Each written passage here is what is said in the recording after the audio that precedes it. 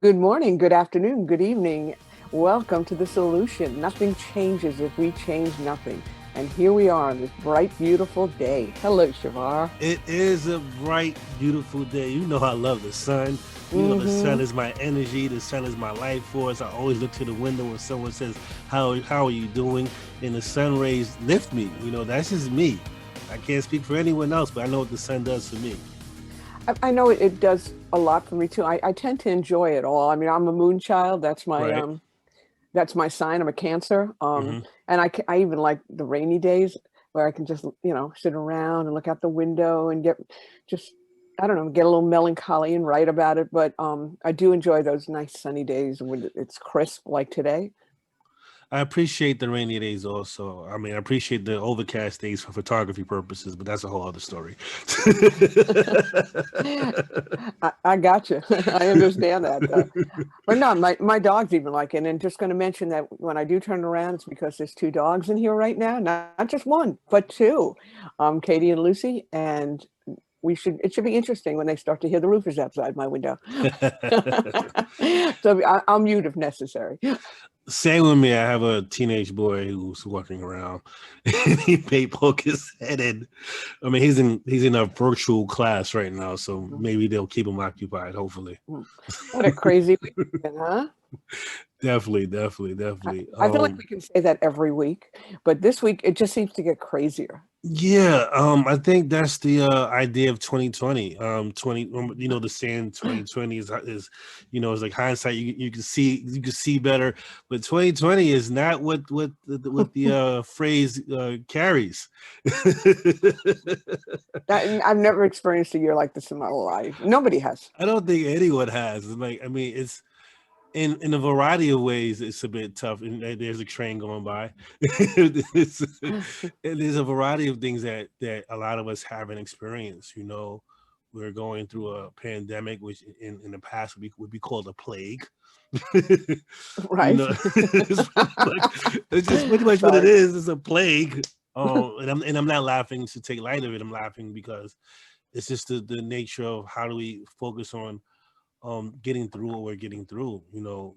Hey, we've both lost people, so I Yeah, mean, yeah, yeah, yeah. I know we both take it very seriously that it's not Absolutely. like a flu or that Yes, it's not. it's nothing. It is going to dominate our lives because a lot of people have gotten sick and a lot of people are dying, and um, it's not letting up.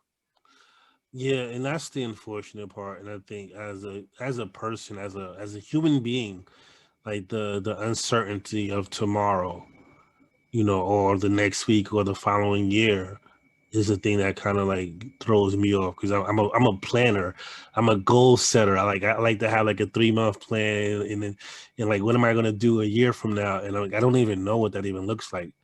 To Right. plan the vacation, to plan a party, to plan anything, and it's the irony of it all. Like prior to this pandemic, a group of my friends, I'm like the gatherer. I like to gather people together. Hmm. And I was like, hey, why don't we do a Friendsgiving, like a Thanksgiving for friends, what have you, and do like a Secret Santa thing for our friends. And like they said, yeah, can you organize it? I'm like, all right, whatever.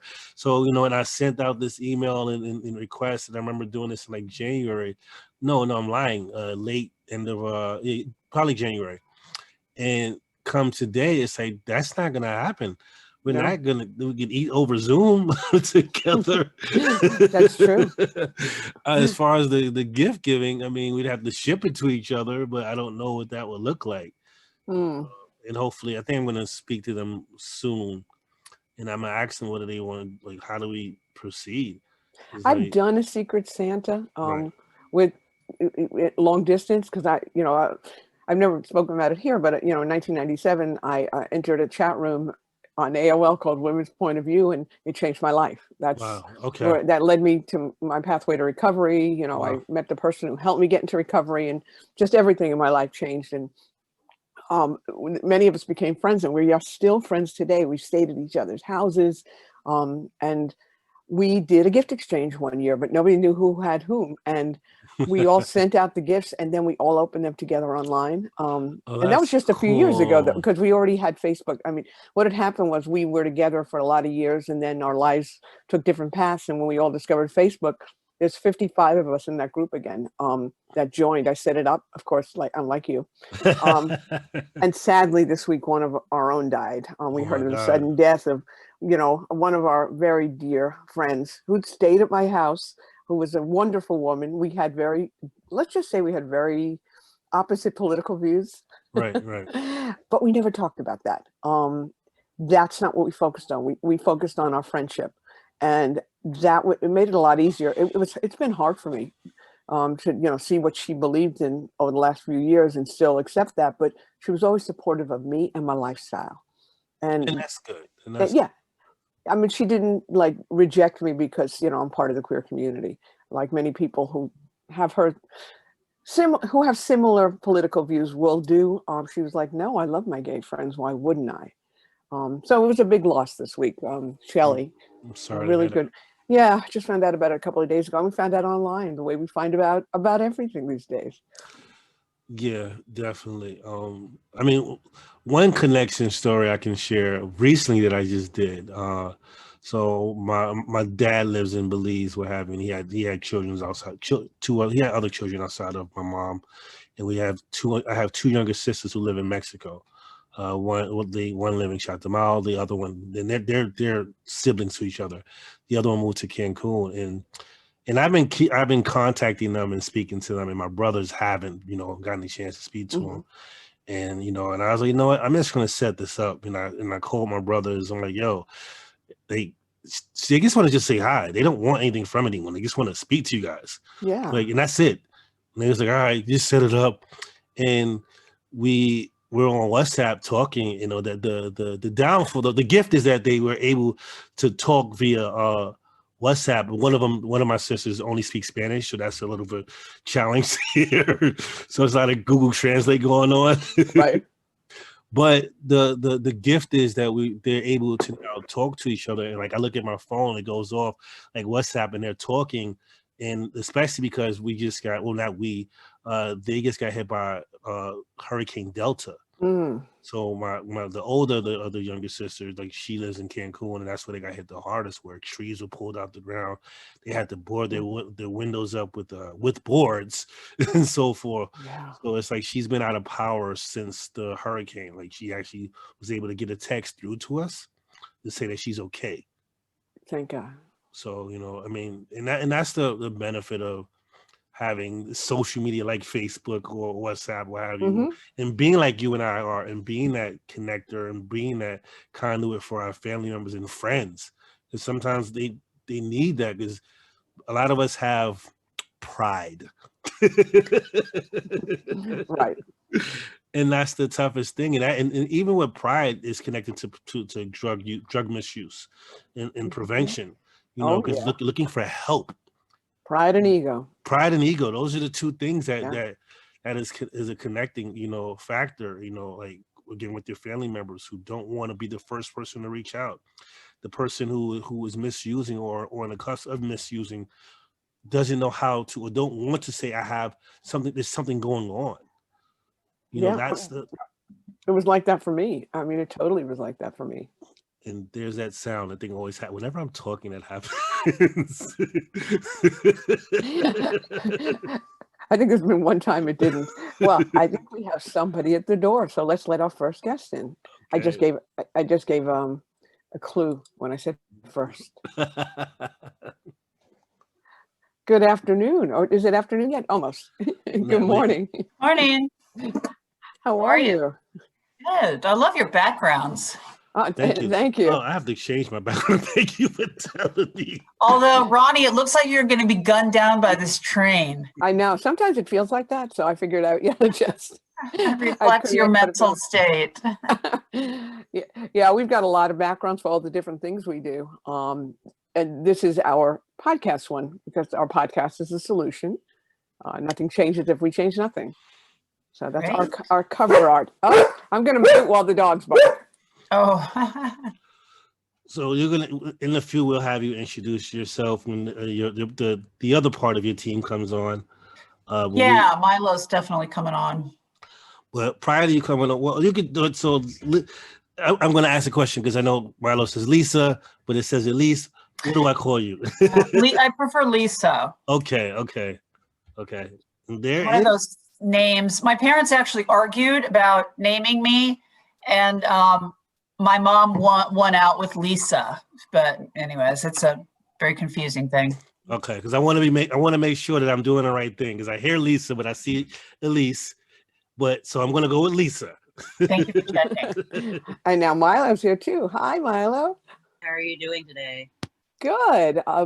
We're just really happy that both of you could come. And what we like to do to get started is let you introduce yourselves, because people introduce themselves the best. And just, tell us a little bit about what you do and anything else you want to add. So who wants to go first? Okay, great. Milo, you want to go first? Sure. So my name is Milo. I use he, him pronouns. I'm a client advocate for the Brooklyn Yes Coalition at CAMBA. Right now we are in the process of working on our community assessments. So we've been doing a lot of focus groups and interviews of LGBT youth and community members lately. Thank you. Thanks for having us. Yeah. And my name is Lisa Koffler. I am Assistant Director of HIV Prevention for CAMBA, but I also oversee the Brooklyn Yes Coalition, Youth Against Substance Misuse. And then I have an asthma program thrown in there just to confuse everybody. Nice. Yes, we all have a lot on our plates, don't we? Absolutely. Yes. Multitasking is the word of the day. I know. But when you were talking about the name thing, my mom used to always tell me that when she was pregnant with me and they would be discussing my name, and I was named after, I'm trying to remember, I think it was a maternal grandparent who had died, because in the Jewish religion we name after those that have died. And my mom wanted to call me Robin, and my brother was adamantly against it. He said, "No, I don't want a sister who's a bird." And I'm sorry, that's funny. I know. Well, he was 8, and so my mom was like, well, she was, it was the 50s and she was kind of cool. She's actually the one who got me into music. And she said, okay, let's be, we'll be modern and we'll call her Ronnie. And that was my full name. My brother was Bruce, and he's literally named after Batman. Wow. They had chosen to name him with a B, and my mom was only like 18, sitting there in the waiting room of the doctor's office reading a Batman comic, and she said, "Bruce, I like that name," and she named him after Batman. Wow, that's a cool story. Yeah. Does he have any of the attendant superhero powers? Definitely not. He's just a typical older brother. And I was the typical little sister. So 8 years apart. So let's just say I made his life miserable a lot. You guys were almost Batman and Robin. I know. Right. Yeah, Almost really. with Batman and Robin. That's probably why my mother chose Robin. I never even thought of that. Isn't that weird that I never So thought funny. of that? Oh, God. But anyway, so how have you been doing during like this crazy time? Like, we're curious to hear how your work has changed, what you've been up to, the whole gamut. Why don't you tell people a little bit about, what your programs are like and how they progressed during, the quarantine and beyond. Yeah, well, the Brooklyn Yes Coalition just started in January of 2020. So we were just getting going. And, our mission really is to mobilize the community to undertake environmental strategies to make the community safer and more affirming for LGBTQ youth. So it's a primary prevention approach to preventing substance misuse among LGBTQ youth. So we were just getting going, having robust meetings, and then, 3 months into the process, the pandemic hit. So we have been trying to figure out creative ways to keep people engaged and to do our work. And, Milo really stepped in at that time when we were kind of trying to figure out, like, what are we going to do? And launched this Pride campaign through social media, which was really comprehensive and involved a lot of people. So, Milo, do you want to talk a little bit about that? Yeah, so for June, we launched a Pride Month campaign. Our initial idea was to kind of have this themed weekly post to Instagram. So every week had its own theme. we kind of adjusted it as time went on with the help of our really great LGBT youth interns through the Brooklyn Pride Path program. And so over time, we kind of adjusted it to, sorry, I'm getting a call. We sort of adjusted it to,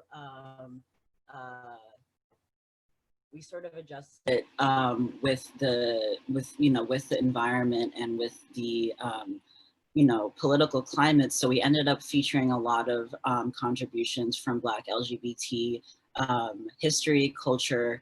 We did a week on Black trans history. We did a week on Black contributions to music from the queer and trans community. So we really made it very involved.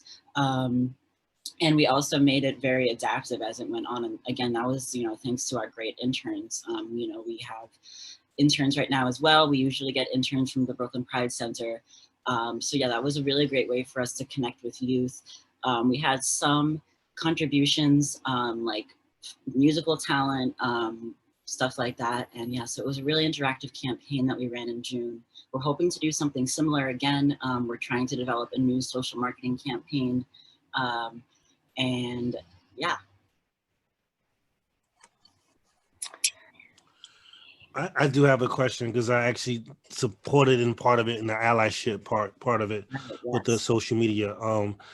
How does allyship, how do you make the connection with allyship and prevention within the LGBTQ plus youth community? Well, the research does show that when LGBTQ youth are supported by their families and by their communities, they're much more likely to have positive health outcomes, including less likely to initiate substance misuse. So that's really where we see, the allyship component of this. We want to make communities safe for LGBTQ youth. So we're focusing on like 4 main things, and that is to promote family acceptance of LGBTQ youth, to increase their physical and psychological safety, to increase a sense of community attachment, and to establish and nurture more affirming spaces in the community. And we really need our allies to be able to do that. We're focusing on specific neighborhoods, Crown Heights, Flatbush, and East Flatbush generally. I mean, specifically, we're looking at community boards 9 and 17, but most people don't know if they live in 9 or 17. So we just kind of throw out, those are the neighborhoods that we're focusing on. So if you don't have, the community really supporting and embracing LGBTQ youth and knowing about how their allyship really affects their life chances later on, then we're still going to have the same problems that we do. So some of the things that we do to encourage ally buy-in is that we have a couple of support workshops that we market. So we have a parent acceptance workshop through one of CAMBA's programs, Project Accept LGBTQ Youth, Project Ally for short. So we've been doing this in the community for several years. And basically it talks about LGBTQ cultural competency and really breaks down what the research shows about the effects of family acceptance on LGBTQ youth health. The research does show that when parents are not affirming of their LGBTQ youth are 8 times more likely to attempt suicide in their lifetimes, 6 times more likely to use illicit substances, and 3 times more likely to put themselves at risk for HIV. And when you look at the comparison between parents who affirm their LGBTQ youth and those who don't, among the families who are supportive, almost 100% of those youth feel like they're going to be successful and happy adults, whereas among those who are rejected, only 1 in 10 feel like they're going to have happy lives as adults. So, we really try to promote that family acceptance. And it's not just about parents, it's also about extended family. And a lot of times the community really is the extended family, right? So we're trying to promote these workshops, and we want our coalition members to, sort of be the ambassadors of that. So we're really promoting that. We have a film that we developed around family acceptance. We develop role model stories that are based on the true stories of families who've undergone some struggles with accepting their LGBTQ youth. So last year we filmed a story based on a trans youth and her mother, and the mother's struggle with acceptance and how she overcame that. And this film actually got into some film festivals, and that's my bragging time, and is a finalist in the Astoria Film Festival. We also got into the Hip Hop Film Festival, the Big Apple Film Festival, and a bunch of different film festivals. So we are also trying to get our coalition members to help us organize screenings for this, because this really does impact the community. And we showed this during the Pride celebration that Milo had organized.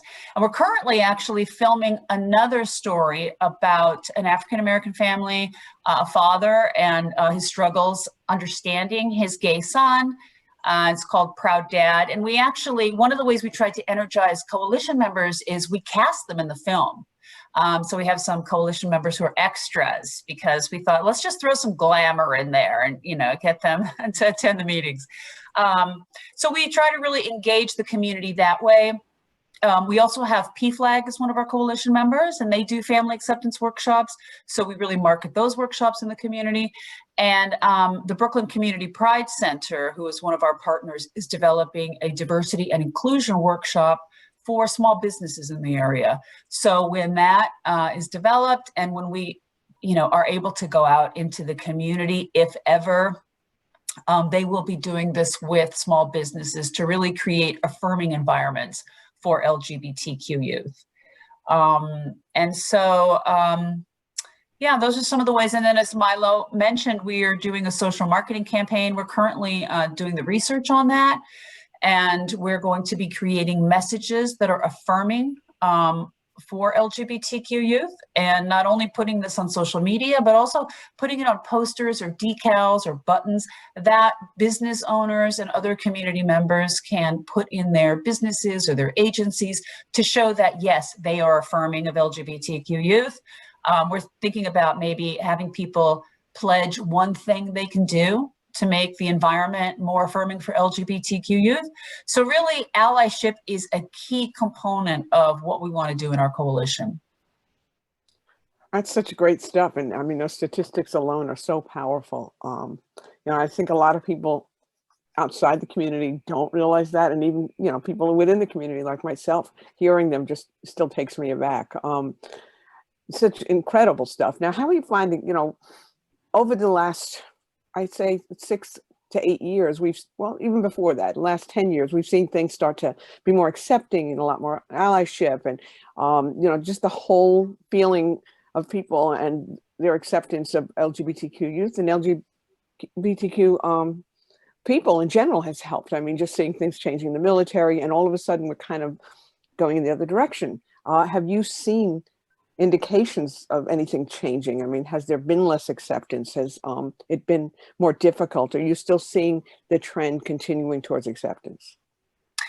I mean, we are, you know, when we first started the work, it's not, you know, coalition work, but with Project Accept LGBTQ Youth, certainly, you know, there was a lot of resistance, and there still is sometimes. You know, religiosity is a big factor. If people come from countries sometimes where, you know, being gay is criminalized, that can be, you know, there can be a lot of resistance. But it's actually amazing the amount of people who, there's still a lot of people who are like, LGBTQ, I don't know what that means. But there's a lot of people at the same time who understand what the difference is between sexual orientation and gender identity, which when I first started, you know, people kind of, there was a confluence of those ideas. They couldn't really separate them. They didn't get it. And now, because transgender issues are spoken about a lot more, and gender identity, people actually get it a lot more. So I have to say that we have seen a shift over the years. And it is really interesting in these workshops when you talk about the effect of family rejection on kids' health, because what family doesn't want their kids to thrive, right? Everybody does. I can't imagine one parent who would want that. Sometimes you can hear like a penny drop because it hits people, like things that they did that they thought were helping their kids, because they want their kids to fit into society, right? And they're thinking about danger too. Sometimes, you know, communities aren't particularly safe for openly LGBTQ individuals. So families are thinking about, well, you know, I might want to suppress my child's you know, gender identity or sexual orientation because I want them to be safe. But then when they hear what it's really doing to their kids, You know, a lot of times you can palpably feel it in the room that it hits these people that they thought they were keeping their kid safe, but actually they're setting their kid up for possibly a lifetime with a lot of problems. And I have to say that, you know, we recently started a Spanish component of Project Ally where we go out and do the workshops in Spanish. And lately, my staff has been telling me that people don't leave without crying. You know, people are weeping because when they think that, you know, they're just so moved by the concepts and the impact that this has on their family. You know, I think it makes a huge difference. And I think when you do bring allies into this, and, you know, not just families, like I said, but communities that really feel like they are the family of these LGBTQs, I think it's incredibly powerful. And I do think it has the power to change the lives of the youth. Oh, absolutely. I mean, you know, I've learned, I don't even use the word came out anymore. We did a training years ago and somebody from the community said, I use the term invite you in. And that just, I was blown away by that because it just meant so much more to me. So when I started inviting people in, because really the only one I came out to was myself, my realization that who I was. And that was when I got into recovery. And that was, you know, in the early 2000s, late 90s, early 2000s. So I was already in my 40s, my late 40s. My mother had difficulty with it. And my mother, who was always so open-minded, my gay friends would always come over to the house and she would go and get me upstairs and say, Iris and Pat had a fight, you know. My mother was always everybody's best friend, except when it came to her own daughter. And I remember even as an adult, how it affected me when she wouldn't accept me. And because we were very, very close and I was living in Tennessee at the time, she was in New York. And at the same time, she was living with a man she wasn't married with and had been with for over 20 years. And she said, well, I'm very conventional. And I said, well, your life isn't. And I accept you. She said, what do you want from me? I said, I want you to accept me for who I am the same way I accept you. And she eventually came around. And when I moved to Maine after that with my wife, and she came to our house and she had a set of sheets as a housewarming gift. And I said, she's come around. And she wound up really loving my wife very much, and they were close. And you know, it was a big loss when she did die, but even as an adult, I just remember the impact it had on me. And I was in recovery by then. That it really tears at you. The person you love the most in the world doesn't accept you. You know, yeah, I mean, yeah, kids, you know, they are completely dependent on their parents for everything, right? And that unconditional love. And it really rends people when, you know, I mean, some people have said to us when we've done our interviews and stuff, you know, I don't really care what people in the street say to me, you know, they can go screw themselves. But when my parent tells me, right, the person who's supposed to support me above all others is telling me that they're not accepting me for who I am, it's devastating. Yeah, it absolutely is. Right, and that's something that I definitely have seen as well, is that a lot, especially because, you know, when I interview youth about acceptance in their communities and their families, most say that they do feel safe in the community, that the most, you know, that they'll experience is people just giving them like a disapproving look. And like, that's such a big change from like, you know, even like 5-10 years ago when, you know, the violence that people maybe have had, or the violence that people experience day to day may have been a bit heightened. But at the same time, you know, youth will still tell me that, you know, when I ask them to give me an example of, you know, a moment of acceptance in their life, some of them can't give me one still. But a lot of people still can tell me that, you know, even though my family's not accepting, I have friends who are, I have somebody on my block who helps me, I like have other family members. So you know, we still see a lot of youth that even if they don't have accepting families, they still have that support somewhere else. And because, you know, I've also been talking with youth about, you know, the hardest thing about the pandemic right now for LGBT youth. And a lot of them have said, you know, being, you know, stuck at home with a family who's not accepting is probably one of the biggest things that people are facing right now. And it's also like, kind of like you were saying, Ronni, it's not necessarily about, you know, people coming out to their family and their family accepting them. It's about, you know, people feeling that they can invite their family into their life and into who they really are. So, you know, even though you may be at home with a family who, you've come out to, you haven't really been able to invite them in that way because they haven't been really willing to accept who you are as a person. So I think, when we talk about like the trends of acceptance, I still also see, a lot more acceptance taking place, but I think there's still that lack of, like real true compassion sometimes for people. But at the same time, when I speak with people in the community, overall, people are pretty, people seem pretty accepting. A lot of people that I speak with, because we've been conducting these focus groups and you don't always know who's going to show up to these. Sometimes as a young LGBT person, I feel a little nervous, but all the people that I've spoken to, while doing this work have all had very open minds, all very open hearts. And a lot of people, even if they're not LGBT themselves, they are aware of LGBT people in their community and they feel, neighborly towards them still. Like, even if they don't fully understand, what it means to be LGBT, they still are like, that's my neighbor. That's somebody I live in community with.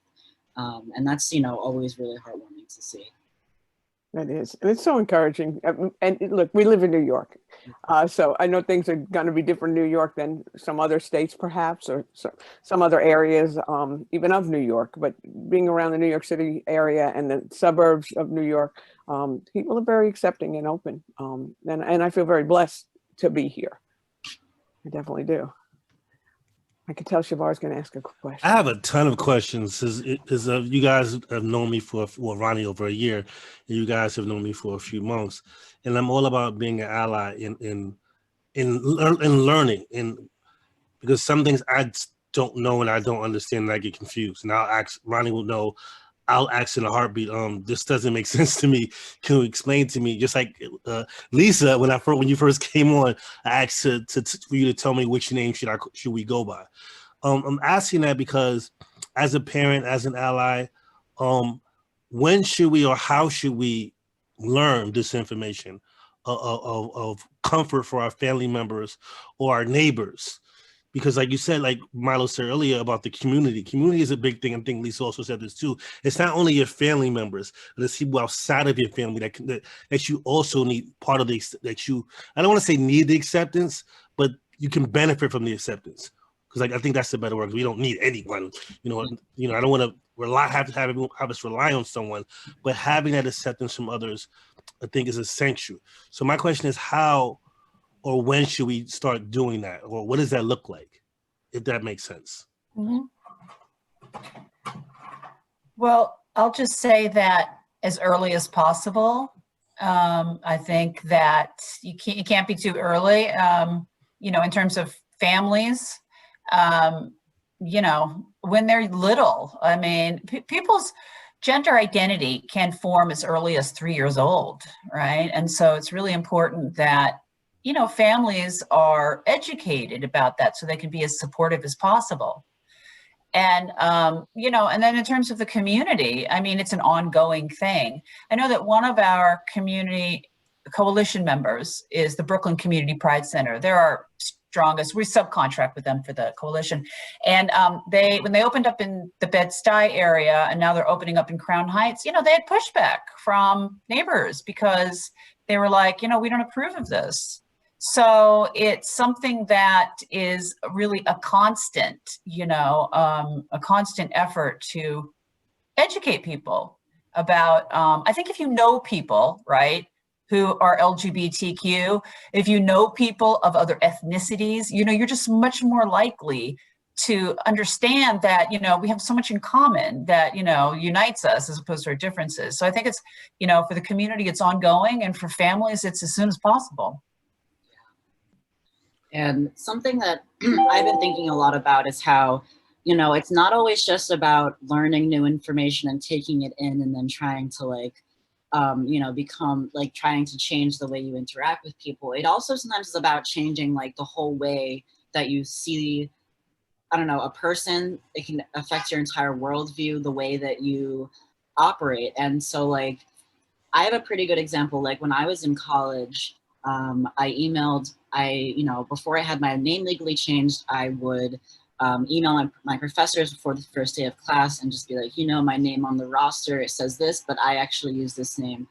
And so the first time I did that, I emailed my professor and he was really understanding. And then on the first day of class, instead of going down the roster and calling out everybody's name, he had a piece of paper with everybody's last name on the roster and the first name blank. So he had all of us go around the room, find our last name on the roster, and then write in the name and pronouns we wanted to be called by.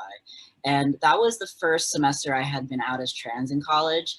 And to have a professor, and I knew that he had done it for me because there weren't any other trans students in the class, and having, like, seeing that he changed the whole way he, like, did the roster because of an email that I sent him, and him wanting to make me feel included in the class, like, that just, I don't know, it just made such a big difference. And it also, and I ended up taking other classes with that professor, ended up TAing for him. That was a practice that he's kept since then.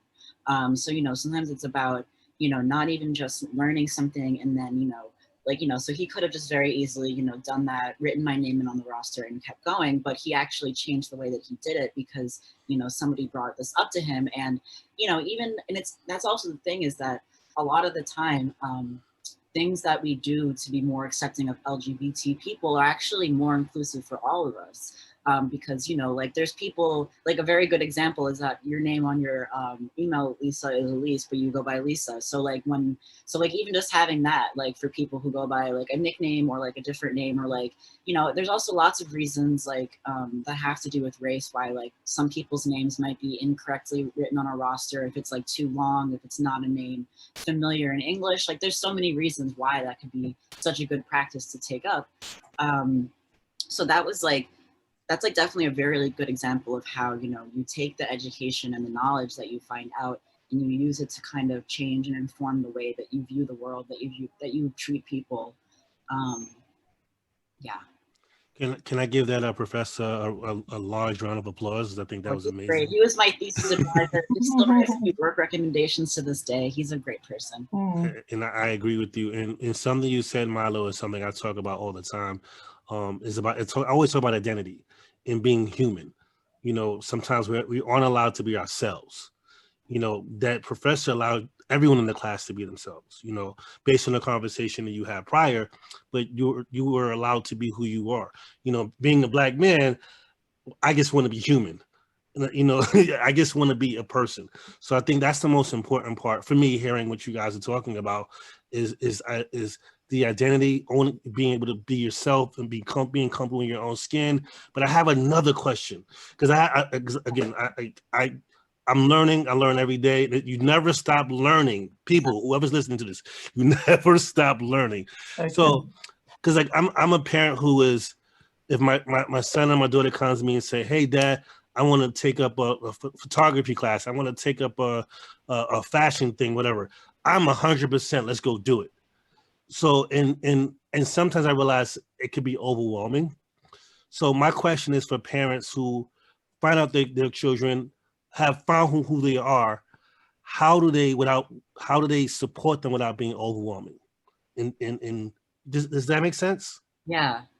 I mean, I think it definitely, like, it has to do a lot with like circumstance, like depending how old your child is. Mm-hmm. Like for a young child coming out to their parents, definitely like having all of the support in the world is gonna mean the most. Like for some, like, you know, it's actually kind of funny because when I came out to my parents as transgender, like as an adult, at first their response, they were so supportive that sometimes it kind of was overwhelming. They wanted me to go to Pride with them in like March, and I was like, I don't know, like I'm just like kind of tired today, but we did it. I did do it with them, like stuff like that. Sometimes it could be like, I guess it just always depends on like, you know, the age of the child, like what they need. Like for a teenager, that might have been like, oh, I don't want to, like, you guys are annoying me, you're embarrassing. Exactly. Like, as an adult, I was like, oh, this looks so sweet. Like they're trying so hard. Like they bought like trans pride bandanas for like the dogs, like just like, so like they really go all out. Some kids might not want that, but I think it's always just about like making your, making your child feel like you see who they are like as a whole person and not just like one thing. Like I think that was something that has also been hard for me, is when people, like when I first came out as trans, I felt like that was the first thing people saw about me, and like especially people that I was out to. But like over time it kind of has felt less and less like that. It's kind of interesting that you asked this question, because I was just talking to my partner earlier about this podcast I had listened to as part of a class in college that was by these two parents who had a really young trans daughter. She was like 5 or 6. And, you know, they talked about how hard it was for them, like their struggles coming to learn about being trans. I mean, this was like a while, this was like the early, this podcast is from like 2010. So it's obviously a lot different now for kids. But, you know, something that was, we listened to this podcast because it was supposed to be a good example of acceptance. And it was, you know, they came to support their child, but when they interviewed the child herself, she said a lot of things that made me really sad. Like she had made another friend who was a trans girl and also like 5 years old. And she was like, you know, when I'm playing with my friend Sophie, sometimes I forget that I'm not normal. And something about that really broke my heart, because I was like, you know, these parents are obviously trying really hard to accept their daughter, but at the same time, because they are, you know, so like they've made her so aware of her difference as a trans person that it's actually affecting her negatively. So it's also about, you know, trying to understand how like the messages that you give your kids, especially like depending on the age, like my parents definitely struggled with that as well, but it was different for me as an adult because I could understand where they were coming from and how they were processing. But when it's a child, you know, they don't understand these types of things. And this is like how they're learning to come to understand the world. So, you know, like if I had known those parents or known that family, I would have suggested, you know, how about just letting her, you know, just let her be a kid, you know, stuff like that. So it's also, it's like a really big, it's like important to like be able to like understand your child's identity and like, you know, speak to them in a way that's like responsible and like act in a way that's responsible, but at the same time, you know, not letting them forget that they're still your child, that they're still a child. Yeah. I'm sorry. Oh, I was just going to say, it can also, I think, be helpful to talk to other parents who are going through some of the same issues. And PFLAG New York has, I think, 9 or so different support groups that they offer for parents. And they're doing it virtually. And I think that can be really helpful. They recently started a Spanish language group. You know, for a long time, it was more kind of white middle class parents who would come to these groups, but they also have, you know, a Black group that they're doing, a Latino group. So that can be very helpful for parents. And then there's an organization called the Ackerman Institute that provides groups for trans families, and they're really fantastic. And they're doing that all virtual, and they also provide counseling. So talking to other people who are going through some of the same things, I think, is really a great thing for parents and families.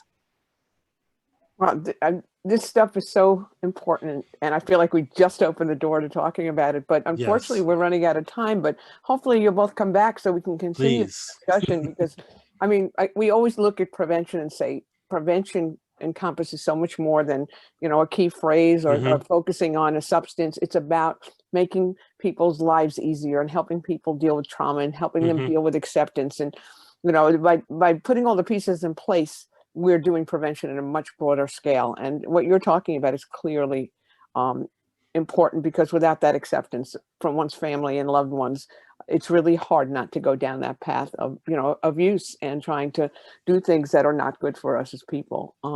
But thank you for coming today. I'm going to ask I always ask this question at the very end, just a little fun question.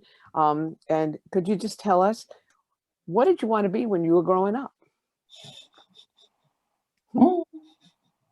I'm not grown up yet. That's a premature Good question. answer. Yes, you're a Toys R Us kid. Remember those commercials? Oh my. You know, I'll just say I struggled, you know, and I'm still struggling. I just turned 60. So I'm still like, what am I going to be? You know, it really varied. I knew I always wanted to do something that gave back to the community. I could never be one of those people who's like, you know, financial analyst, plus I can't even balance my checkbook. But I just always wanted to do something, you know, for the community, something political. And then, you know, I happened upon public health, and then it just seemed like totally the right fit, right? It was political, it was on a population, had a population focus, and, you know, got to work directly with the community. So I ended up hitting on something that worked for me, but it wasn't without many tears and poverty until that point. I get it. So when I was little, okay, so I've actually been talking about this with a lot of people because I've recently started collecting old National Geographic magazines. Like I have some like as old as like 1933. Wow. I've always been really like fascinated with earth science. When I was really little, I loved going to the Natural History Museum and I always wanted to be a geologist. And then I grew up and realized that science involved math, which I cannot do.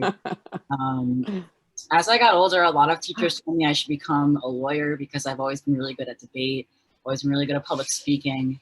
And then when I went to college, I kind of just like studied my own thing, created my own degree, and here I am working as a client advocate. And yeah, I think I've always, like Lisa, wanted to help. I've always wanted to work with people. I've always wanted to help other people. Also really like rocks. Definitely have found something that is a really great combination of all of them. I get to work with people, and in my free time, I get to go to the beach and look for rocks. Well, I always like rock too, but more like on the guitar. And I'm 68 and I'm still rocking. So we get to follow our dreams. But thank you both so much for having us. You know, Thank you. This was really nice. Yeah, it was so great to talk to you both today. Yeah, and we'll hopefully do it again soon. We're going to stick around, so you know, we'll let you leave as you end up here today, and we really appreciated your coming. And we'll see you next time. How about that? Yeah. Okay. Thanks so much. Have a great day. Thanks, Ronni and You too. Chevar and Milo. Yeah. Bye. Thank you. Thank you. Take care now. Bye, you All too. right.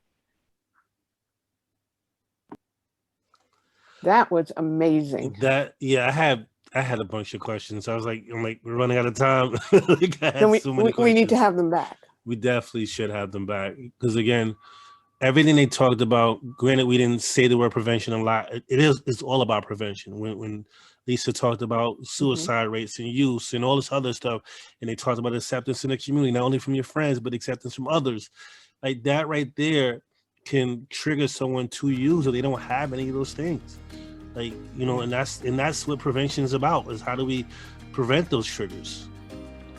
Well, like we say, nothing changes if we change nothing. Thanks so much for being here today on The Solution. Please subscribe. We'd love for you to see the rest of our episodes, and I will put our email addresses in the comments section if you want to get in touch with us about anything you heard today. Chevar, have a great rest of the day. Thank you. Enjoy the sunshine. I will. Take care.